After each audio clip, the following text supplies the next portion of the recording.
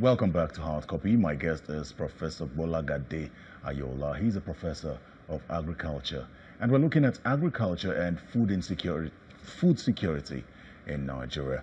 Prof, one of the issues that I pointed out in my opening was food wastage, and according to IFAD, huge amounts of food lost, even in the poorest countries. Nigeria is not left out. This is one of the reasons why we have hungry and malnourished people, and most of these countries are affected by high levels of post-harvest losses. What are we doing in this regard to prevent wastage? To prevent wastage in the food sector, it is important to get our bearing right in the area of value chain management. We need to capture the aspects of efficient machines for processing. The situation with the market, whereby the market system will be sufficient enough to absorb what is produced without wastage and transmit the same to consumers. So what is happening between production and consumption is the critical factor accounting for large element of wastage. There are no facilities for preservation, no sufficient facilities for processing. So wastage will continue in the Nigerian agricultural system unless we block this. Following the flood disaster and insecurity that have resulted in loss of farmlands, death of livestock, and ultimately numerous deaths of farmers, which some people have said has definitely affected from agricultural production. Are we likely to experience famine?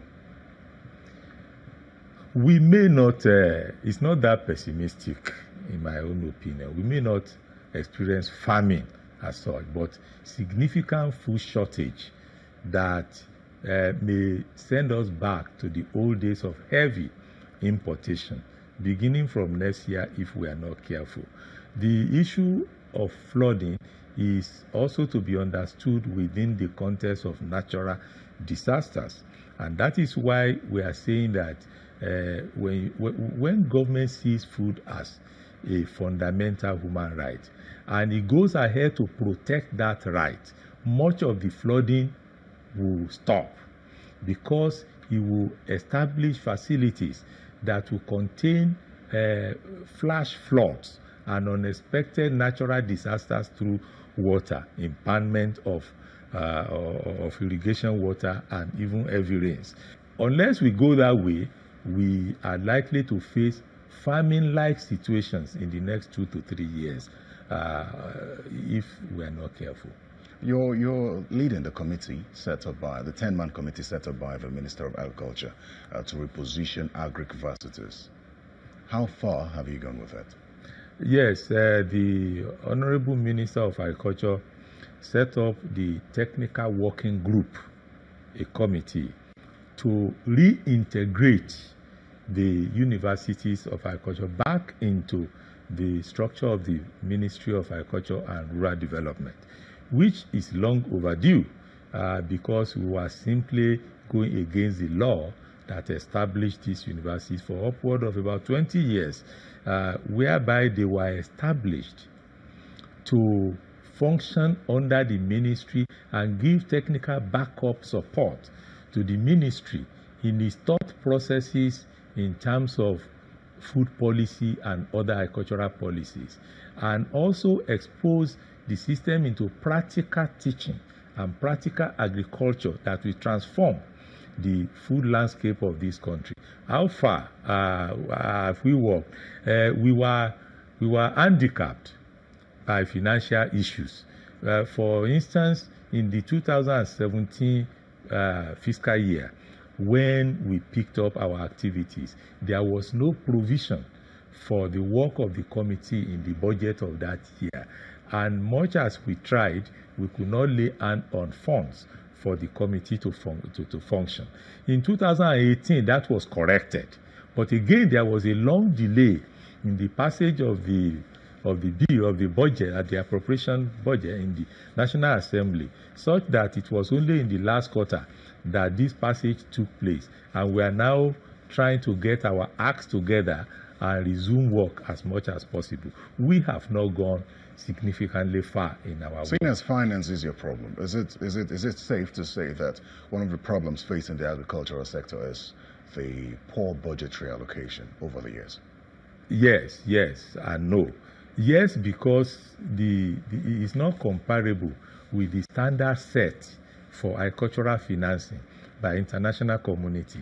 We require at least 10% of the national budget, and as against the 2%. As against the 2%, even 0.5% that we have been getting over the years. Don't forget that there is a balance established between agricultural financing and the financing of other sectors. And agriculture itself is a multi-sector outfit, whereby some of the activities permeate the other ministries and so on. So this funding has been poor. To that extent, funding is poor. But is also no, because the amount that was even provided suffered significant leakages in the hands of executors, contractors, and so on and so forth.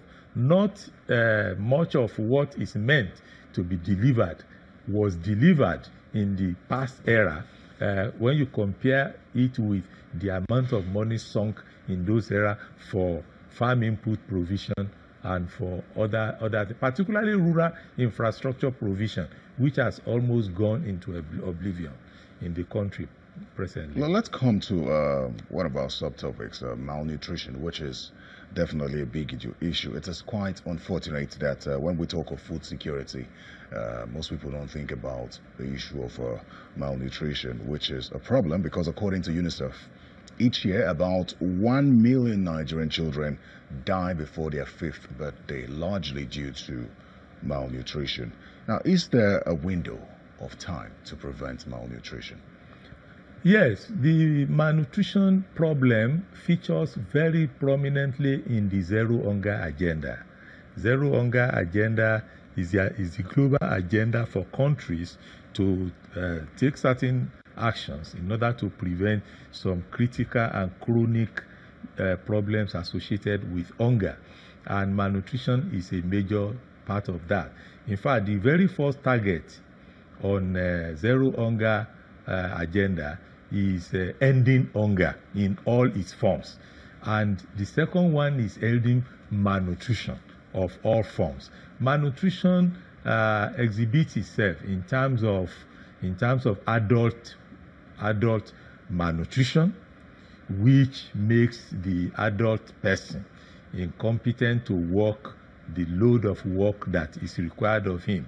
Then child malnutrition, which prevents in terms of wasting, mental retardation, and stunting over time, and child death before the age of 5. Statistically, there's a higher prevalence of malnutrition in the Northeast, which is quite obviously overrun by insecurity.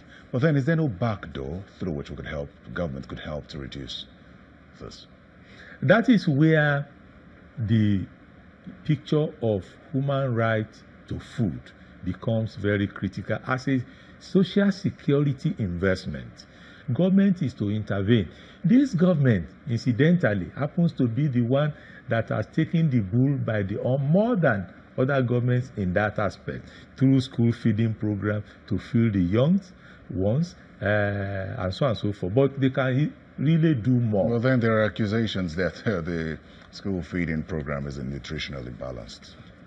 Well, these are implementation problems. Okay. But in terms of concept and acceptance of public responsibility, we have started from somewhere, and this can be improved upon. Very well then. Thank you so much for finding time to come speak to us today. Thank you. And thank you also for watching. Remember, you can watch the entire interview all over again on our website, channelstv.com, and feel free to send us your feedback via email or social media. I am Terry Ikumi. Good night.